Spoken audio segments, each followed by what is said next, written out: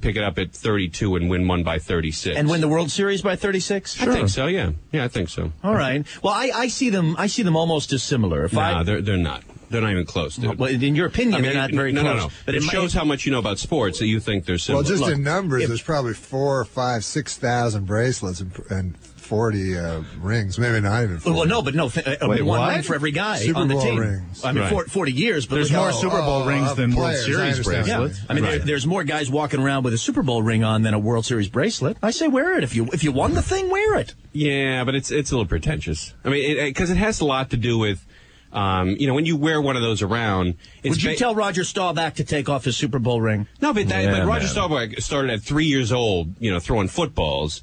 And won one by the time he was like 29 or 30, years old. You're very young, right? Yeah.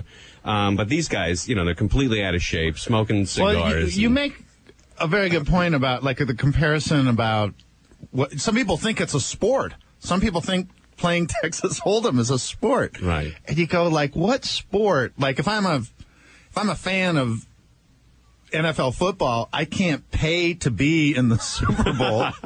And, that's true. And on top of that, I can't win it. That's like crazy, to even think of that. But poker, you just pay, you're in the biggest event there is. And it's a single achievement. You it's have one person. You have a chance to actually win. But it's crazy that they call it first of all, they call it the World Series, and then that's why people think of it as a sport. Right. And also, I don't know how they can call it World Series. Isn't that a patent? Yeah, and it is odd. Maybe they bought that, or maybe they had to pay baseball to call it that. All right, Sam Simon and Norm Macdonald are with us. They're buzzing around the neighborhood and popped in here. And it's a very good point that you can't. You can't pay to be in the Super Bowl of football, right? You can't pay to be in the NBA championship. But you can pay to be in the World Series of Poker. And when you're in it, have you ever been in it, by the way? You've been in it, right? Sure. All right. When you join it, you don't think to yourself, I hope I come in 1,500th or I hope I come in 1,900th. You want to win. Well, and you think you have a shot of it. I would like to be 1,500th. But you think you have a shot every time you get in. Absolutely, I think I have a chance. Everybody in that room does. And it's the other, or if you want to compare it to like boxing, like you can knock out the champion. Right. You can knock out the best players in the game. Right, there's single competitors. And like boxing, you can't do that. You've got in the ring, you get killed. You get killed. But like one Mike Tyson punch, even now in his career, and it's certainly not at the peak. Please. But one Mike Tyson punch could kill you, could knock your head off. Not me. Well, there's probably not a sport that anyone could buy into that they could win, right? Right. But also in poker, when you join the World Series of Poker and you play in Vegas, you're one of 2,000 or 8,000 people, whatever the play. Right. And you make it all the way up to the top table, right, to the last 10 people. That's how 5 many days. Right. But how many times in that process, in that 5 days to get to the final table, has luck been on your side? I mean, you throw your cards down. Well, that's another thing is the final table is almost all amateurs. So that shows you that, like... That's true. A lot of it is luck, right? Yeah, supposedly you, when it was smaller, I know, like these winners... A lot of times in Hold'em, you get in what's called a race. You've got an ace-king, you're against a pair of tens. Right. That's called a race. It's 50-50, and you're all in, the other guy's all in. And I know these guys that used to win the tournament, they used to go 20-0 in their races. That's a statistic. You've seen that, right, Norm? Yeah. Like Chris Ferguson said he went 20-0 when he won. Oh, I see. Oh, with the race. Yeah, he won every one of those things. But that's highly unusual. Oh, my God. If you can call, it's the luck of calling a coin 20 times in a row. And then, and that's when the tournament was even smaller. So these guys now are you have to get really... lucky, or they call it also not getting unlucky, right. Not getting a bad beat, because you can have the best hand and someone can draw out on you, so you can't have that happen either. So you got to be really lucky to get that. All right, Sam Simon and Norm Macdonald are with us. Norm, are you on the road? Are you home for a while? Stand-up. No, I'm on the road. I'm going to go to. I'm going to be in the Phoenix Improv. Is that right? When is that? That's January the 28th. I'm going to write that down. January 28th.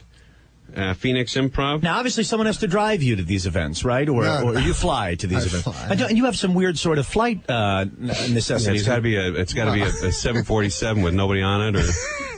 But doesn't it have to be a certain model aircraft, Norm? 757, yeah, like right? 767. 767. Is it tough to get a 767 from here to Phoenix? No, to Phoenix, you have to just take what you can get. You got to go on Southwest. You know, a lot of You times gotta risk it. But the last 2 times I've driven, though. Right, it's easier that Yeah. way. But when you book a reservation, sometimes they'll tell you, if you ask, you say, what type of aircraft is this? And then they'll tell you, and then you get there, and there's been a change of aircraft. Then what do? Do you find another Oh, flight? that's never happened to me. Usually when they describe, like, I ask them what kind of airfoil it's going to be, and then it is that one. It is, okay, right. So I've had them change it sometimes, and, it can accommodate fewer people, or they get a larger plane to accommodate more people. Yeah, I quit smoking, so I'm like kind of hyped up. When did you quit smoking? I that a non-sequitur? No, I just quit smoking, so it's hard for me to like keep concentration. Keep focus? Yeah, I understand that. Because I didn't hear anything Ron said right there. I was thinking of a big having a cigarette? Yeah, because this is the first time like I've been so close. Because you know how you guys go out that door and have a cigarette all the time. I understand. Yeah, so Would you like me to repeat it to Tim? No, that's all right. Don't you have it on tape? Hey, how... Can't you? You can have take to it home. duplicate Let the whole Norm thing? take it home. All right, Sam Simon, Norm Macdonald with us. How long have you quit smoking? Well, it's like New Year's, Oh, New Year's you quit. Yeah, 3 days before New Year's. How'd you do it? I just a sheer tyranny of will. Yeah? How long will that last? Not to overstate it. No, I just keep quitting, and then sometimes it sticks. I've done it a couple times. Right. Did you ever quit for a extended period of time? Not really. No, never? I mean, But you only smoke. You don't smoke like even a whole pack a day. nah, I maybe like 2 cigarettes a day. No. Well, give or take. And you only bet $2 a raise. Yeah. No, I don't smoke that much. But I do know that, there's some people who smoke like 3 or 4 packs a day. Yeah. And I think those are the people who really cut their life short. I think if you have 2 drinks a day, I think if you have a cigarette or 2 a day, I think if you make a bet or 2 a day, I mean, if you do things in moderation, longer. I think you can enjoy, those type of things a little longer. So it's the rule of 2s. Anything twice a day is Well, okay. I think if you have if you have 45 drinks and you drive to Vegas, I think you're pushing your luck. I would agree. Because you're on the road, you're completely bombed. You could kill somebody. You Right. could run somebody off the road. You can kill yourself. And why have the additional 43 drinks when 2 would have been fine? Exactly. Now, I don't know if you've seen this, but Mothers Against Drunk Drivers now say that driving buzzed is the same as driving drunk, right? Which is simply not the truth. Well, they have that ad now where they say really? if you drive. Have you seen that one where the cars are filled with liquor? They're airing them during the football games. And they say if you drive drunk, you will be caught. And these guys are being pulled over, and they open the door, and all the booze beer comes and out, all the really? wine come out. I haven't seen that. And it's like, it's just, I'm really against driving drunk, don't get me wrong, but it's so not true. So many people do it. Oh, yeah, no, a lot of people do it, and they get, some people do it their whole lives. They get lucky without, ever getting in an accident or getting caught. Sure. Like when I'm on the But freeway. when you say buzzed, you mean that just slightly. Yeah, like a drink and a half, Right. 2 drinks, I'm not talking about, 90. But when I'm driving home on like a Friday night, like we'll leave here 11 o'clock, I just assume everybody on the freeway is buzzed, or at least, at least buzzed or drunk. And I try to keep my distance away from, a lot of people. It's like defensive driving all the way back to the valley.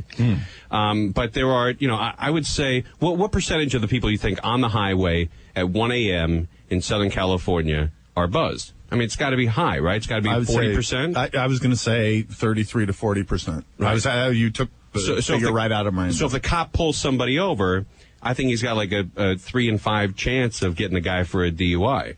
So they just turn a blind eye to it. I don't know if they do. Why couldn't cops just at 1 o'clock go to all the bars and? They do. Well, that's how I. So you got yours. That's how you got nailed? Which one? I was Hyde? pulled Were you at over. Hyde? Do you count them like Emmys? Your first one, your second one? No, I never got one. Oh, You never got one? But I was pulled over because I was with a girl that a woman. I'm sorry, I don't know why I keep doing that. But she was supposed to be the designated driver, and we were at a sort of an area that has a lot of bars, and she got really drunk. And it was 2 a.m. and everyone was leaving the car parking lot, and I wasn't supposed to drive it. I think, okay, I'm okay to drive. She's so sick. She's like leaning out the car, throwing up as we drive by the cop who's waiting right by the the exit to the